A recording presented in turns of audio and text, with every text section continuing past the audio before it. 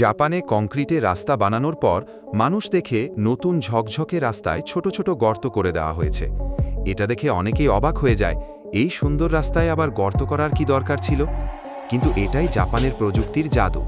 এই গর্তগুলো কোনো ভুল না, বরং একটি চমৎকার বৈজ্ঞানিক পরিকল্পনার অংশ। প্রথমে মাটির উপর বিশেষ ধরনের প্লাস্টিক বোর্ড বিছানো হয়, যাতে 18টি করে শঙ্কু ফিট করা থাকে। এরপর তার উপর মজবুত স্টিলের জাল বিছিয়ে নিখুঁতভাবে কংক্রিট ঢালা হয়। রাস্তা শুকিয়ে গেলে শুরু হয় আসল কাজ। গর্তের জায়গাগুলো খুঁজে মেশিন দিয়ে ভেঙে একটু বড় এবং মসৃণ করে ফেলা হয়। তারপর সেখানে ছোট পাথর বা গাছ লাগানো হয়। ফলে যখন বৃষ্টি হয়, পানি রাস্তায় জমে না, সরাসরি ওই গর্ত দিয়ে মাটির নিচে চলে যায়। নেই জলাবদ্ধতা, নেই কাদা, এমনকি ভারী ট্রাকও সহজে চলাচল করতে পারে। এটাই জাপানের স্মার্ট পরিকল্পনা, যেখানে একটি গর্ত একটা সমাধান। আপনার কেমন লাগলো এই পত্র?